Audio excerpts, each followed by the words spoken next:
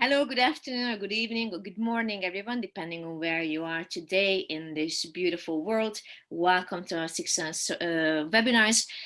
Today, we are going to have two more webinars. There's going to be one at 6 o'clock and there's going to be one at 8 o'clock. At 6 o'clock, Peter Liam will talk about the myths and realities. So basically, grower champagne versus house champagne, which is really, really exciting. He's also wrote quite a lot of books on champagne and does worth to buy them. He's a really, really amazing expert.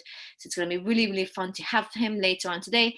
And at 8 o'clock, we are going to welcome Morgan Twine and Peterson, a master of wine, and Chris Cottrell, who is going to take a tour through California's historical old vineyards throughout the bedrock wines. But for now, we have Zorik Gharibian from the Zorah winery from Armenia. We are really, really excited to have him. He's basically the man behind this winery. He's the winemaker, he's the owner, and he does make one of the most exciting and amazing wines of Armenia. So please do chat away on the side. If there's any wine you're drinking, share with us. If there's a bottle of Armenian wine from Zorah, do share with us which one is that and how does it taste like, how do you like it? And if you have any questions, feel free to ask. I'm sure you might have some questions on these grape varieties and questions to Zorik about the winery and himself as well. So if you do have any, put it on the chat box, put it on the Q&A box, and I will read it out for him. Otherwise, I'm just going to hand it over to Zorik. Hey, how are you? Fine, thank you. How are you? Everything okay? Everything is fine, yes. As you know, the club has reopened at the beginning of July, and luckily we've got quite a lot of people coming in, and it's getting more and more busy, much more private events, webinars, and so on. And the club is really buzzed right now, so everything is fine. Thank you. Palma is on a great track, and we are very happy to have you. As I told you before, there was a webinar I've held on off the beaten path grape varieties, and one of the wines I have picked was yours. It was an Areni Nora 2012, and everybody was blown away by it. So I studied quite a lot about your winery and the region, but I'd like to hear your story. So I'm gonna hand it over to you, and then if you need some help, we're gonna be here with Cecilia. So shout Okay, out. okay. So, Thank you, hello sorry. everybody listening. Um, Zora's story starts in the beginning of 2000.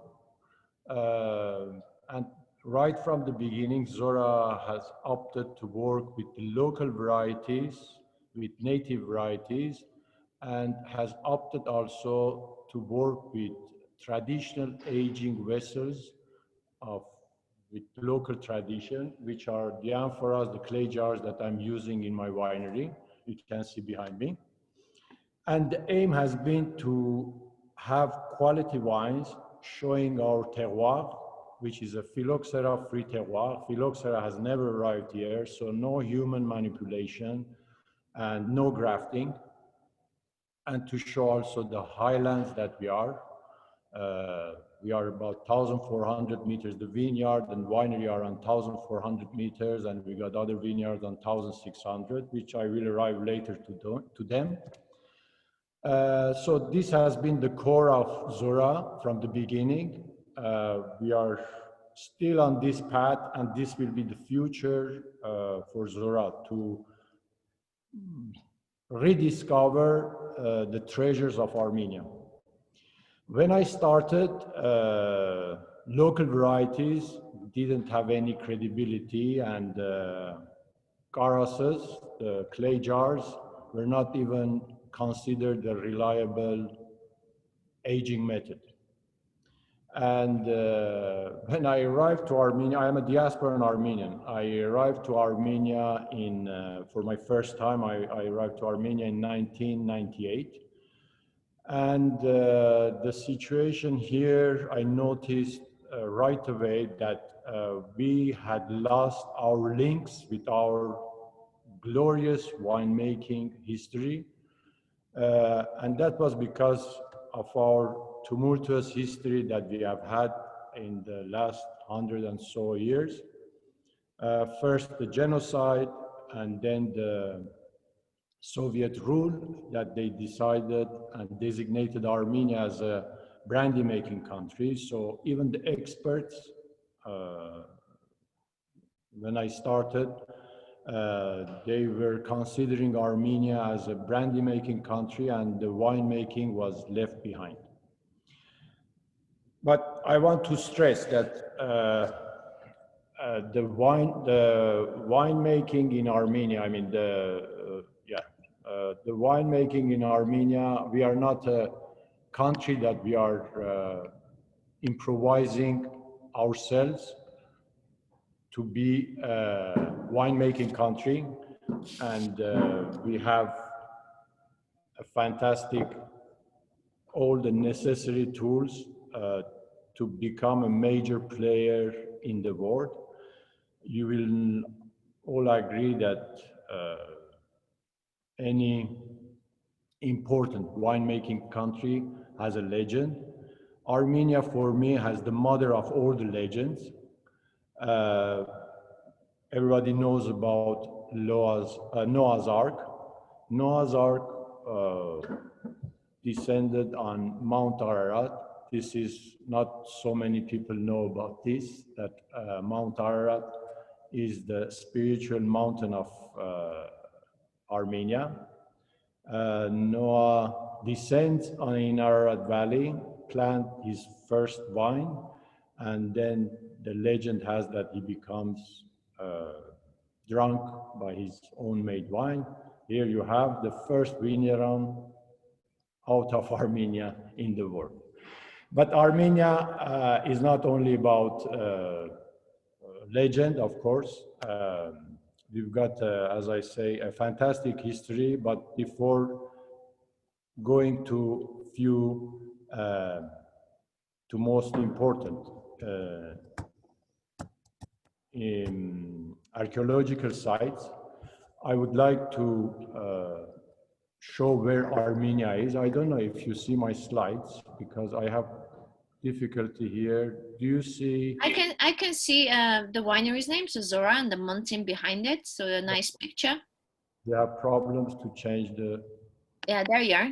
Exactly. Very good. So before going to our archaeological sites, I will go through the most important and most significant archaeological sites. I just want to give a context to show where Armenia is on the map. Armenia is in southern Caucasus between Black Sea and the Caspian Sea, and our neighbors are Georgia, Turkey, and Iran in the south, and Azerbaijan on the east. This is not the historic Armenia. Armenia used to be a great country, but now we are a landlocked country, and that's how the world goes. But going to our archaeological sites, as I say, I will not bore you. I will just mention two of them. For me, both of them have they are the most important sites in Armenia, the archaeological sites in Armenia. The first one that you see is a cave. This cave is in Vayotzor region, where Zorah winery is. Actually, is my next door neighbor. In 2007, an international archaeological team enters in this cave, and they discover this group of amphoras with a rudimental press. With carbon dating, they give 6,000 years of history in this cave. 6,000 years ago, my next door neighbor was making wine with the same technique that I'm using today. And another very important analysis that they have done, they have found also pips and stems in this cave. And again, with the analysis, it brings to the DNA of the grape variety RNE that I'm using today in my vineyards. And I want to also stress this, that this is a discovery in 2007. I was already where I am today. So this is a pure luck that is just in front of my vineyard and winery. And I have to also stress this point that RNE has been in our terroir since millenniums. And because we haven't had the phylloxera, it has never been manipulated, no grafting. So it's the uh, continuation of the continuation of the grape variety that we are using today, ungrafted. Another site that I want to mention, sorry, I forgot to say, the RNE1 cave, I just go back to this, RNE1 cave, the head archaeologist, my friend Zorik Gharibian, is confirming that this site was used more for ritual reason. I mean, the winemaking here was not just winemaking for everyday life, winemaking and wine drinking. This was a ritual site because they have found also human remains inside the amphoras. But remember, we are talking about 6,000 years ago. And as Boris Gasparian is explaining, this was the link between the other world and our world. This was happening 6,000 years ago. And the next archaeological site, which is I think is the most important archaeological site. Near this site is near the vicinity of Yerevan, our capital city. It dates back to 3,000 years ago. In this, and its name is Garmir Blur. In this site, they have found 480 large amphoras. You can see the size of amphora if you look at the picture on the right-hand side with the man inside the hole there. 480 amphoras of that dimension means that this place was like, I mean, Armenia was a real winemaking country. It was an industry going on, 3,000, 2,000 BC, 1,000 BC I'm talking. And the winemaking was so advanced that I don't know if you see on the opening, on the where the again on the photo of the man standing there, on the opening of the amphora, you have cuneiform written with cuneiform alphabet, and these were the capacity of the vessel and the harvest, the year of harvest. So you are talking about a very well organized winemaking facility. And if you are noticing the way that the vessels are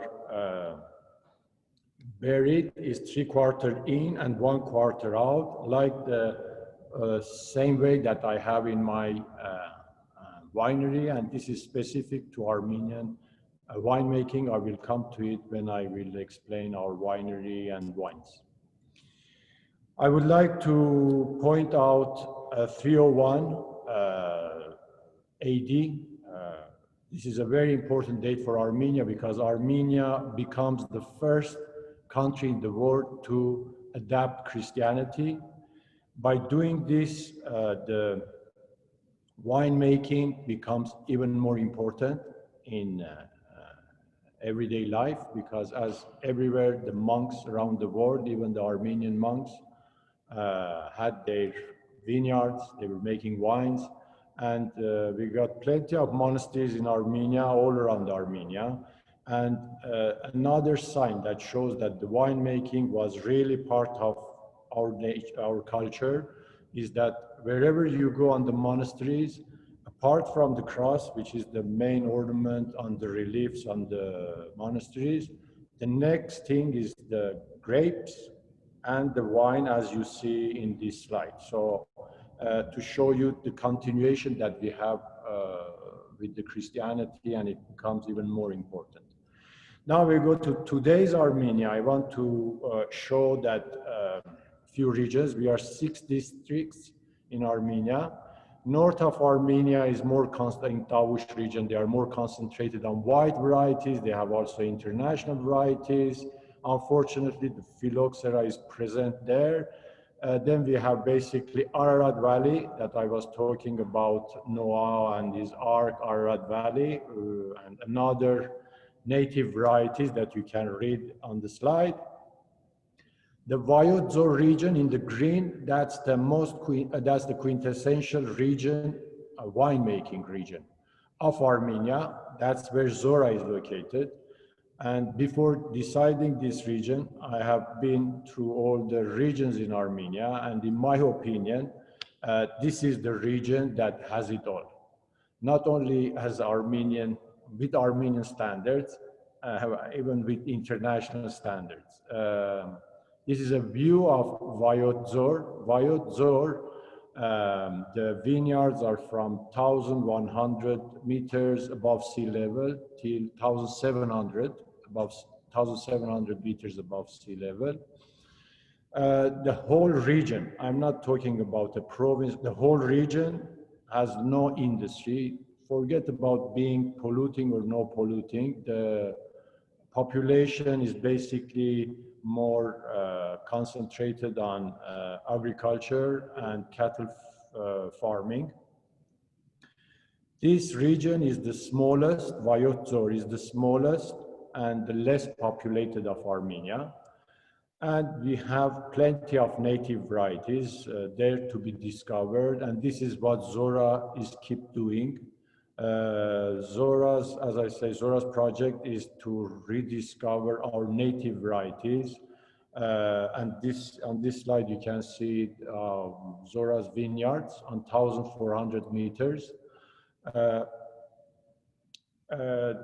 Our region is, this photo is taken in summertime. If you see the mountains behind it, is like they are semi-desertic. So we have the precipitation concentrated in springtime. This is the same mountain in the spring. And then after June, basically hardly rains till September, October, that we have the harvest. So being high mountains, you have extreme excursion of temperatures during day and night. And being in high mountains, we have very slow ripening. And this is our winters with plenty of snow. So we got very harsh winters. And as I said, during ripening season with excursion of violent excursion, arriving to 20 degrees difference between day and night.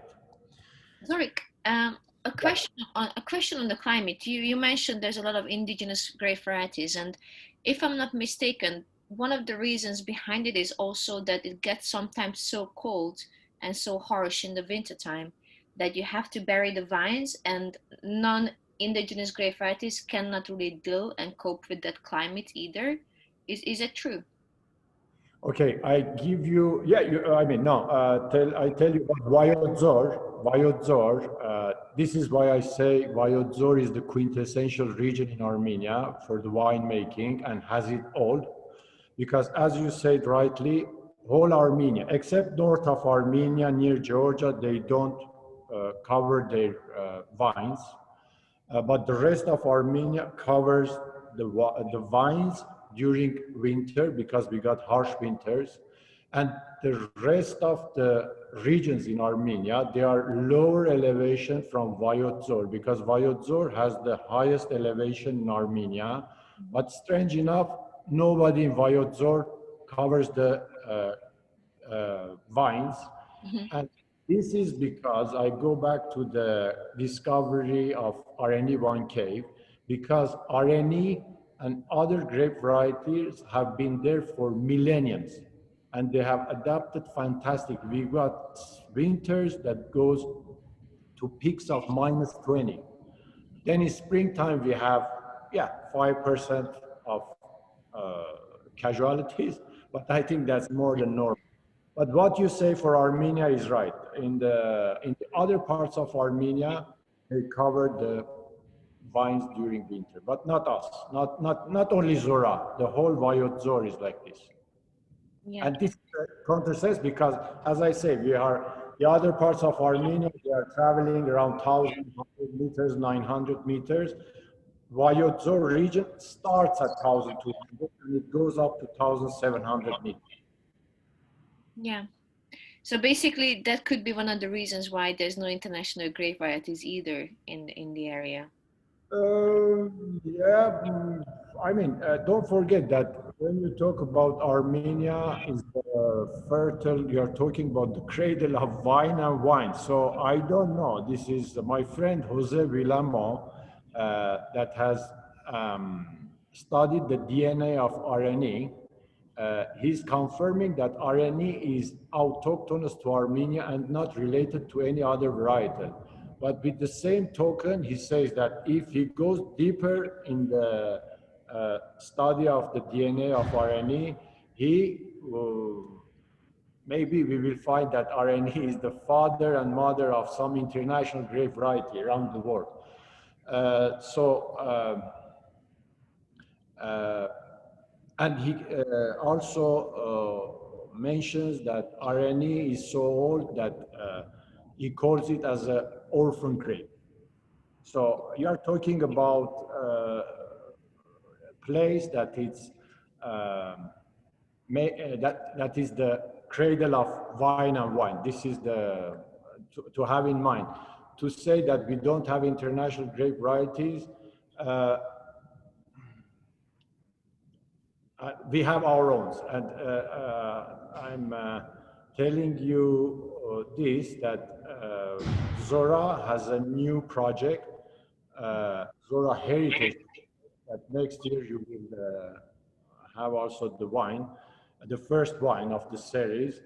There are so many varieties here in the region to discover that I have my son next to me. I always say to him that not me, not you, even your children and grandchildren have to discover in this land because Vayotzor especially is a hidden treasure and has a lot to say because we got, I mean, I'm already 20 years in this district, but I mean, every every time we go to the vineyards and every year we have new discoveries.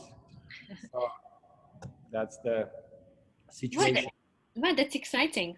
And if I know well, actually, Orion Noir is originated in the village of the same name, Yeah, in Store as well. yeah. Viotzor, yeah, Areni is the king of uh, red grapes of Armenia. I can say it loudly. And Areni is the grape, signature grape of Viotzor.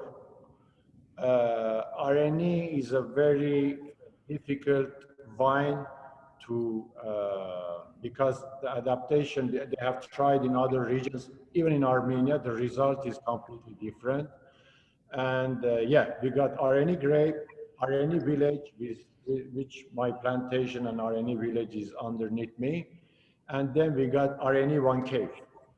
And I tell you, since you have brought up this conversation, RNE Noir is an creation of Zorah. RNE Noir didn't exist. RNE is the grape variety. Since I have done 10 years of intensive field selection, as I say, we don't have the phylloxera here, so we don't have nurseries here. So you cannot pick up the phone and order your clones. We do it, I have a slide also here. We do it like this, ancestral way. Uh, so what we do here is we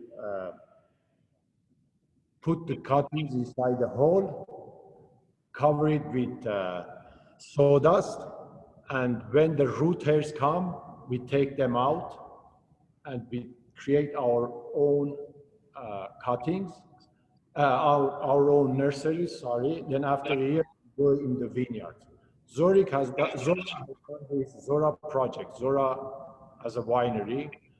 As I say, when I arrived, when I started, I didn't have any neighbors to look, nothing to learn from locals because it was all Soviet heritage and I wanted to do my way and my way using native varieties. at the highest level possible. So for 10 years, I have this. I was Zorah was going on with the vineyards with no wine on the market. And I have created a selection of RNE as a grape variety, and I gave the name RNE Noir. So RNE Noir is a creation by Zorah, and RNE is the grape. This is to give you, because you were mentioning RNE Noir. And now I see my other colleagues in Armenia, new wineries, they use RNE Noir as the identification of the grape. I'm very proud and glad that I've contributed in something. No, like I said, I didn't have a chance sadly to try too many Aranis. I tried your Areni Noir, and like I said, I was blown away by it. Is it true that they make sweet wine from it as well, from Yeah, yeah, Areni? yeah. They do sweet wine. They do rosés. Yeah, yeah. RNE is then, as I say, RNE is here 600. So RNE is a very big family of grapes, and it's yeah, it is a very I mean, for me, it's a fantastic grape variety. And I think the secret is also in our soils, the because why the phylloxera has never arrived. I have on this slide to show you the composition of our soil. Basically, is the sand level of the first layer is sand. Underneath we have limestone, and full of plenty of stones. So I think that's another reason why the phylloxera has never arrived here, and we have fantastic terroir is another reason, and we have by the way we have fantastic drainage because of the stones. We have also a fantastic drainage in our vineyards. If you do agree, I will go. I don't know with the time if we are okay. We'll go to the tastings. Yeah, let's do it. Absolutely. Let me see. I'm very technologically okay. Yeah. So, we got Boski here. Boski is a first of all, Boski means gold in Armenian, uh, and is a reference to one of the grape varieties that is in this wine. Basically, there are two grape varieties here in Boski, Voskehat and Garan Damak. There are two native Armenian varieties. Voskehat being more the structural part of the wine, and Garan Damak to be more the aromatic part of the wine. Uh, to make this wine, we have started with 8 varieties because, again, this blend didn't exist in Armenia. This is a blend made by Zorah. We didn't have any direction, so we started to cut down 8 varieties, and cutting them down, we arrived to blend of these two varieties, 50-50. We haven't excluded the other varietals.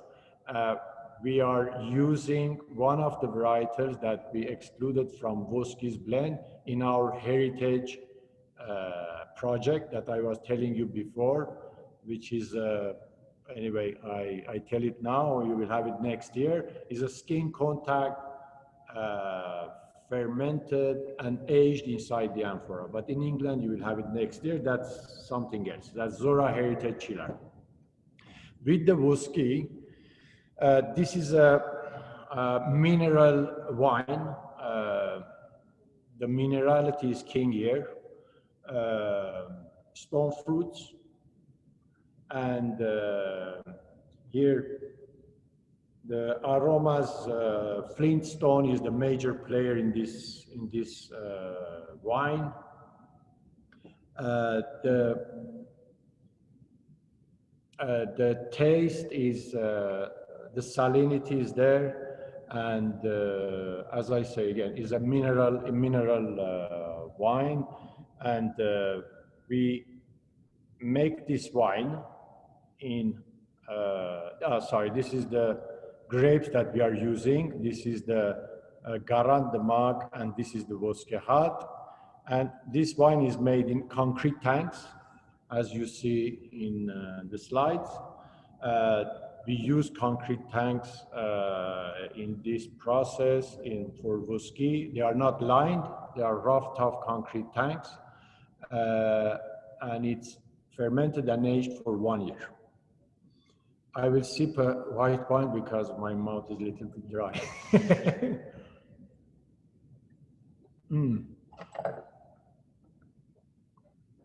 Yeah, so it's a pity that you don't have the 17 that we can taste it together, but I think you will have time to taste it later, huh? For sure. I told you. Tomorrow, as I'm in, I will make sure I try the wines. Absolutely. Okay, our next wine here is Zorak. Zorak Arasi is my first wine. This is, as I was saying, we have spent 10 years inside the vineyards to come up with this wine. And this wine is made purely by RNE Noir grape variety. And it's a wine that the aromas here are breadfruits for sure, spices, and you have also, I always call it the herbs of Vajadzor region after autumn rain. You have, I feel the aromas of these herbs, mountain herbs in this, with this Zora Karasi. Karasi means from amphora, and that's because this wine has been aged inside the amphora. This is RNA grape. And these are our amphoras inside the winery. Zora Karasi stays for 1 year inside these amphoras, and then 6 months in the inside the bottles. I want to point out to something that is unique to Armenia. If you notice the way that the clay vessels, our karasas are buried, they are 3/4 inside the soil and 1/4 outside, like the Garmir Blur archaeological site that I show you. Here, the secret, I mean, after 20 years, this is my explanation of what my forefathers, how my forefathers were advanced in winemaking and with the vessels. Because I'm sure you know about countries that they have the amphoras fully outside the ground, and there are other countries that they have fully inside the ground. This way, I mean, I have in my winery, I do lots of experiments. If you see this one, this is the experiment that still now I'm doing totally outside. If you have, this is my explanation why my forefathers were doing this kind of mix of things, 3/4 in, 1/4 out. With my experience, after 20 years, I can confirm that by doing this, you have the stability of the amphoras, the temperature, the stability of the temperature in the amphoras, because 3/4 of the liquid is inside the ground. You have the possibility to check the liquid anytime you want. So you got the best of two worlds. And then Another positive note is that with the 1/4 outside of the ground, you create different temperatures and you create a movimentation inside the amphora. So the wine is always, the vitality is there. So this is why I think after 20 years of different kind of uh, experiments that I've done, I will stick to, I mean, the future for Zorah is 3/4 in, 1/4 out. Unfortunately, in Armenia, I'm going to the next slide. Unfortunately, in Armenia, we have lost the craftsmanship of making garasses. And again, that's because we were designated as a brandy making and because of our tumultuous history. Actually, this is one of my projects in future to revive also the art and craftsmanship of making amphoras, to bring the art back to Armenia, of making amphoras with our endemic clays of Armenia. So what I do, Zorah, what you see behind me in my winery, during these years I've been around the villages, like the house of this fantastic grandma, which they have their amphoras coming from forefathers, which they keep them there. Like most of the time, they don't need them anymore because in this case, the husband was dead and she was not using. They were occupying space in their room. So I walk in, I propose to take them away, and they are happy because I'm opening space, and they are happy, I am happy. So lots of the time, the thing works for both of us. And Zorik, is there any difference between amphoras and amphoras other than its size? 100% differences, because it depends. I mean, here it will be difficult to show you, but if one day you come to the winery, there are different, you notice by looking at them, there are different colors, different resistant. I mean, there are amphoras which they have more porosity depending on the clay, on the raw material. There are amphoras that they have good plasticity. I don't know if you say this in English. Elasticity, sorry. Elasticity, and the shapes are different. The thickness are different. And lots of them are made by hand. So you have all kind of, yeah, there are, it's a word. It's a fantastic word. Uh, it's like blending in wine. You have also blending in clays. So you have, it depends what kind of clay you have used, what thickness, what size, and what shape. Yeah. And so the taste of the wine in each amphora can be slightly different as well. Yeah, of course. Yeah, of course. Yeah, of course. And also the development is different. Development, the aging of the wine, same harvest, same everything. You go into the amphora, then the speeds are different for the aging, depending on, as I say, of the size, thickness, clay type. Yeah, of course, of course. And this is exactly why, because with Karasi, we do the alcoholic, sorry, I forgot to say, for all my, for Zorah Karasi and Zorah Yeraz is the next wine that we will go in. Both of them, they do the alcoholic fermentation in my concrete tanks. And then for the aging, they pass in the amphoras, inside the traditional karasas. With the Zorah Karasi, we stay only 1 year, and for 1 year, it's easy to keep these differences because it's not going out of the hand. But with Yeraz, exactly, Yeraz has 2 years of aging, and in 2 years, the speeds are becoming more remarkable.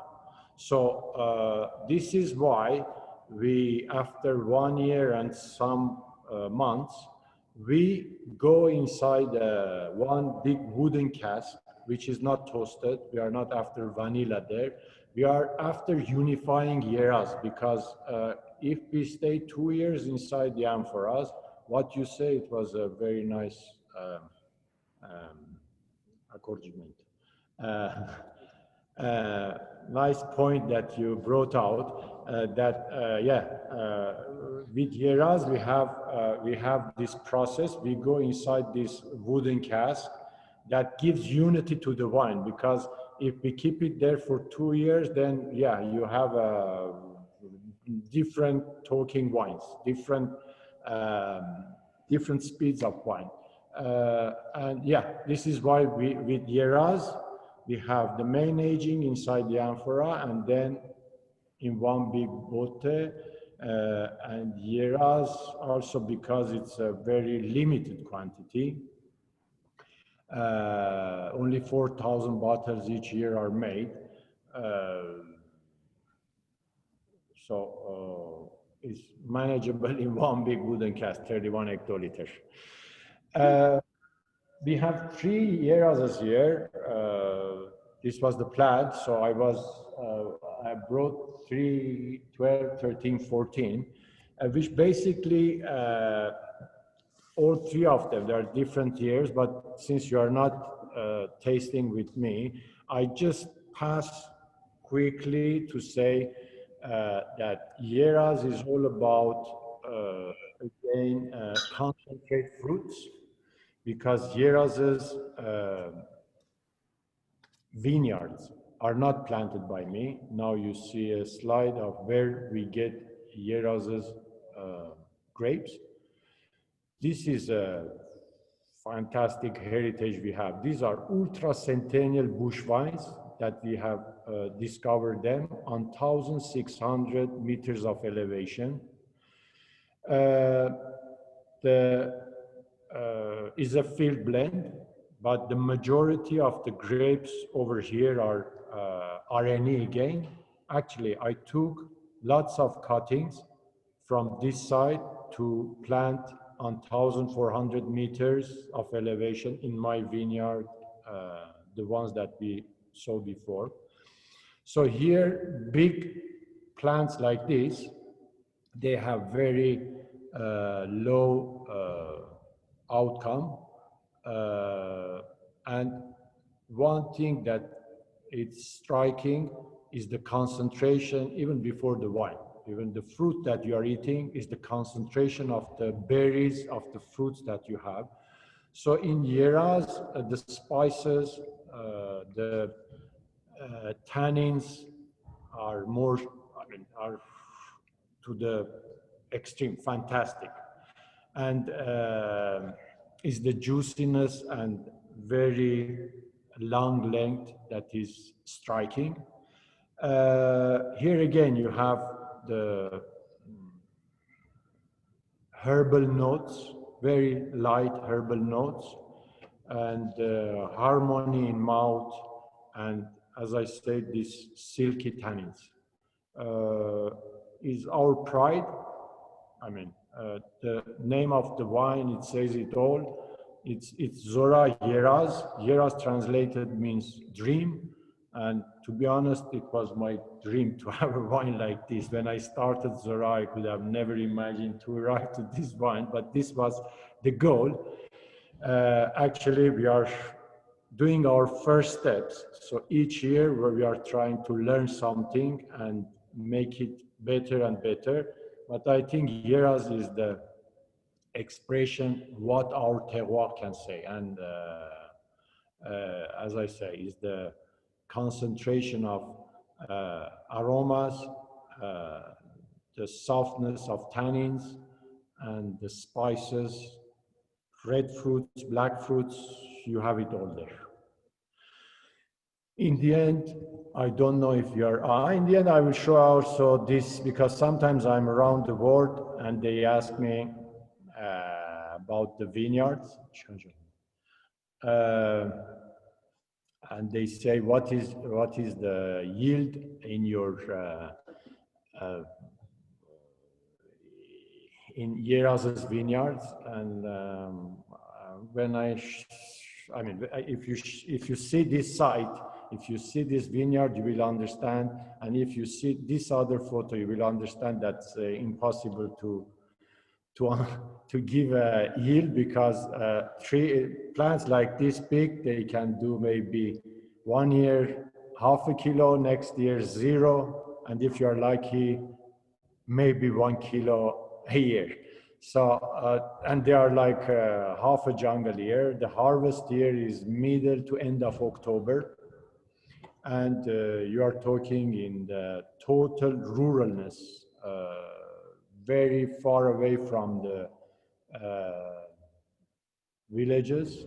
And actually this is the region that when we arrived to this point, it was nearly half uh, abandoned. So we have revitalized this area and we are very glad of it. This is it. I hope you enjoyed the presentation, and if you have any uh, questions, I'm happy to. Yes. Yes, Zorik, it's been amazing. There's a couple of questions I found in the Q&A box, and one of them was about the vintage variances. If there's any, or is there anything that really can maybe make the harvest difficult? I mean, we talked about the frost, that it can get quite cold. Yeah. So you might get a little bit of less quantity. But is there any other hazards that would make it vary the vintages? Yeah, variation of vintages are there, of course. That's the beauty of our terroir. So our May, as I say, we got harsh winters, but no worry in Vayotzor, because with my experience, okay, yeah, we got losses, but if you work with the native varieties of local native varieties, they are used to these harsh winters. Losses are 5 to maximum 10%. We have had like, it was 2013, I think. It was the harshest winter, peaks of -20, that we had little bit more losses. Then, as you said rightly, we got March, April frosts. That's a major problem, which I don't call them problem, because that's a natural selection. I call them challenges, because, and then I'm very glad, because I've noticed that when we have those frosts, those year fruits are fantastic, because the selection already has done by the nature. Yeah, we have this frost, and then we have also hails. We have hails. This is another problem we have in our region. And the amount of humidity, of course, that's the variation vintage to vintage, because like 2017 for us was a humid year. And if like Voski 2007 that I had on today, it was very uncharacteristic to our region, because usually we don't have any rains in July, but 2007 we had few days of, so yeah, it changes. Then during the harvest we usually is dry. So yeah, we have, that's, I think that's the beauty of our terroir, to have vintage variation. And Elaine is asking how many times can you use the amphoras to make wine? So how many times can you reuse them? Does it have an age, kind of maximum age that you can use it for? Amphoras you can use till you break them. No age, you can use them. My amphoras, actually, here in my winery, as I say, I go around village to village, knocking doors and collecting amphoras. I've got amphoras here from 1901. I've got 1947. These are the ones that they are like the craftsman, the master, the maestro has written the date. Yeah, the others I don't know, but no, there is no, till it goes. I mean, the problem with the amphoras, if you leave them under the sun, or you do not wine, or you use them as for oil, or I don't know, for wheat or other things, then you cannot use them anymore. That's the main problem with the amphoras. If not, they are here to stay. And yeah, that's great. So you can basically keep them as long as they don't break, which is fantastic. Yeah, very good. But we break them, eh? Don't worry. We are specialized also in breaking. And Zorik Roberto is asking about the label. It's got a very unique label. So if there's any story behind it, feel free to say. This is not my contribution to Zorah. This is my wife's contribution to Zorah. This is the letter Z in Armenian. Actually, our alphabet dates back to 5th century. And this is taken from our manuscripts. Mhm. If any Armenian is looking, it will be interesting for them. Inside is the map of Armenia, inside this circle. And this was done on purpose to arrive to the map of Armenia. For underneath, this is the cuneiform alphabet that I was telling you about, the golden age of Armenia. On the openings of the amphoras, they were stamping the vessel capacity and harvest date. So it's a contribution to our golden age. This is a contribution to our alphabets and our manuscripts. And Zorah is the winery. Great. It's beautiful labels and amazing wines. I can't wait to try them again. Especially the Karasi. I never tried the Karasi, and you said that it's a blend, but it's based on a Reni Noir. And those old vines, I mean, they looked absolutely amazing. Talking about Yeras, no, you're talking about Yeras. Karasi is 100% RNE. Sorry, yes, yeah, sorry, my bad. Yeah, Zorak Karasi is 100% RNE Noir, 1 year aging. Zorah Yeras is a field blend. Even if on the back label you will see, because I had to put a grape variety as the majority of the vineyard, so-called ultra centennial vineyard, is RNE. I'm calling also on the back label RNE Noir, but is a field blend because, 150, 200 years ago, the people didn't have the understanding of doing a single variety. I think that's a usual practice in also other parts of the world. It's true, and you said that's coming from 1,600 meters. So 1,600 meters of elevation, yeah, above sea level. and so is it safe to say that this is the highest elevation vineyard in Armenia? Yes, I mean, yeah, we have maybe 1,650, but yeah, we are there. That's it. That's near the end of it. Yeah. That's amazing. Well, Zorik, there's no more question. So unless if you'd like to share anything else with us, I'm just gonna say thank you so much for your time.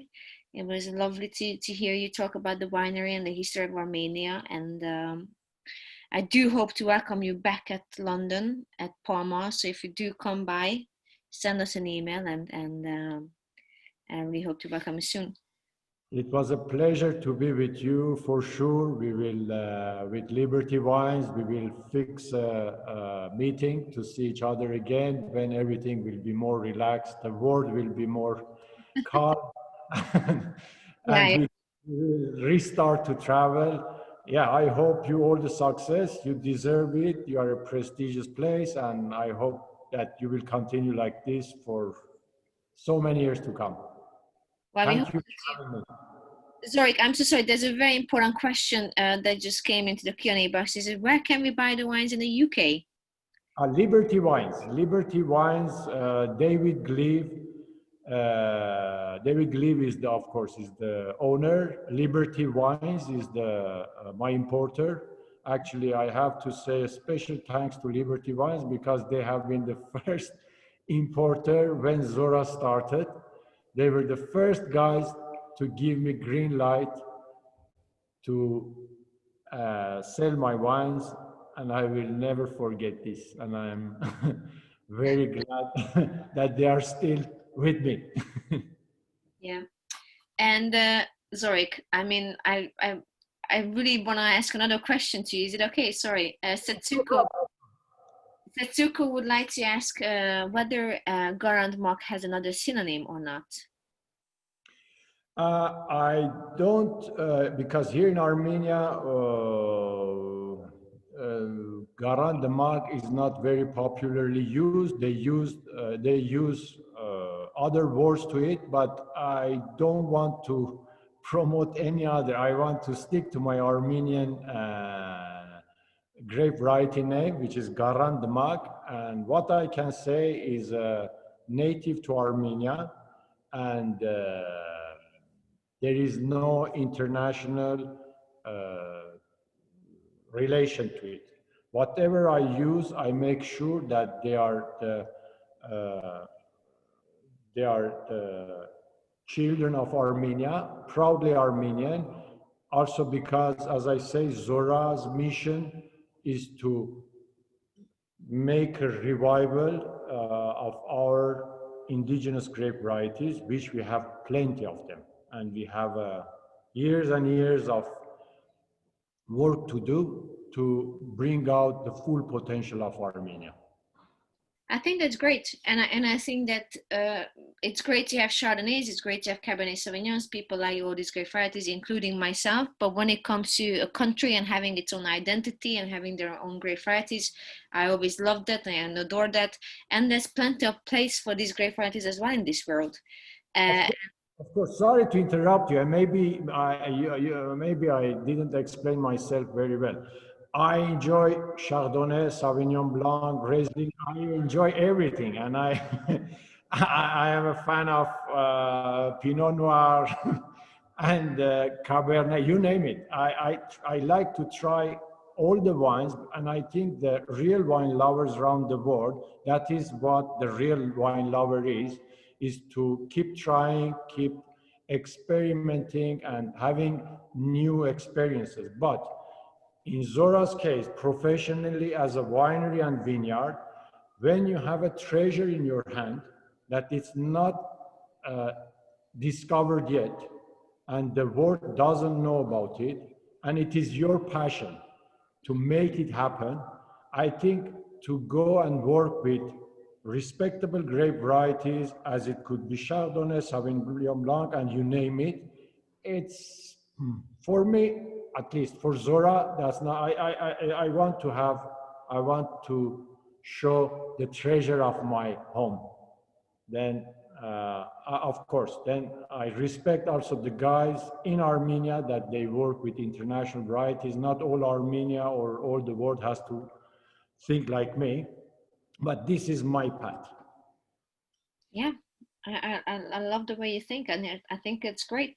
And as an example, some Palma members, our members are always so intrigued and excited to try something that's different, something that they never maybe heard of. And I think your wines are fantastic. So again, thank you so much, Zorik, for your time. I really appreciate it. And like I said, I really hope to see you at Parma. And until then, stay safe and um, and yeah, enjoy the wines. And you are welcome to Armenia whenever you decide to come. We are hospitable people, and the wine and grilled meat is not never missing. Great, I can see that. But thank you so much. Have a lovely day. All the best. Thank you, and have a nice continuation. Ciao.